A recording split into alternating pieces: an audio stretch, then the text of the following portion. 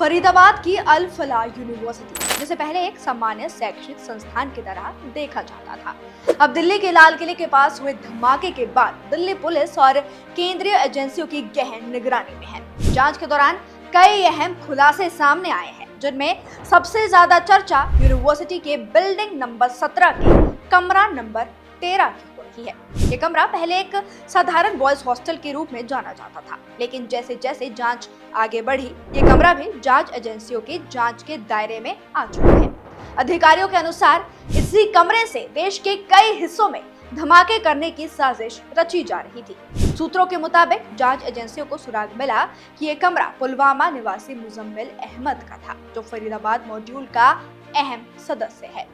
वो अपने साथी डॉक्टर उमर उन नबी और डॉक्टर शाहीन के साथ यहीं बैठकर विस्फोटक मंगवाने, हथियार जुटाने और देश भर में रेकी करने की योजनाएं तैयार करता था। हालांकि उनकी साजिश पूरी तरह अंजाम तक पहुंच पाती, इससे पहले ही इसका पर्दाफाश हो चुका था। जांच में अब तक यूनिवर्सिटी के 4 डॉक्टर मुजम्मिल, आदिल, शाहीन और उमर के लिंक सामने आए हैं। इसके अलावा यूनिवर्सिटी के प्रोफेसर डॉक्टर निसार अल हसन पर भी शक की सुई घूम रही है। सूत्रों के अनुसार डॉक्टर मुजम्मिल और आदिल पिछले 4 महीनों से बम बनाने के लिए फर्टिलाइजर्स और केमिकल इकट्ठा कर रहे थे। वहीं उमर और शाहीन पर यूनिवर्सिटी के लैब से केमिकल चुराने का आरोप है। इनकी योजना करीब 200 बम तैयार करने की बताई जा रही है। जांच एजेंसियों से जुड़े सूत्रों का ये भी दावा है कि लाल किले धमाके की पूरी प्लानिंग ट्रिमा ऐप के जरिए की गई थी, जिससे सभी आरोपी नियमित रूप से एनक्रिप्टेड चैट के माध्यम से संपर्क में थे। एजेंसियों के अनुसार ये मॉड्यूल बेहद खतरनाक इरादे के साथ काम कर रहा था। 8 संदिग्धों ने देश के 4 प्रमुख शहरों में सीरियल ब्लास्ट करने की साजिश रची थी।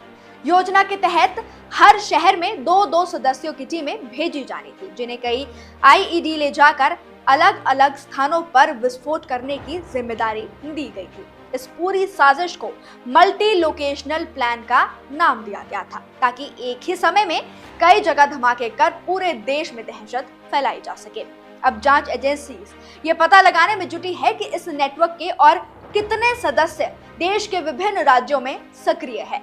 दिल्ली पुलिस की स्पेशल सेल और एनआईए संयुक्त रूप से पूरे मॉड्यूल की जड़ तक पहुंचने की कोशिश भी कर रही है।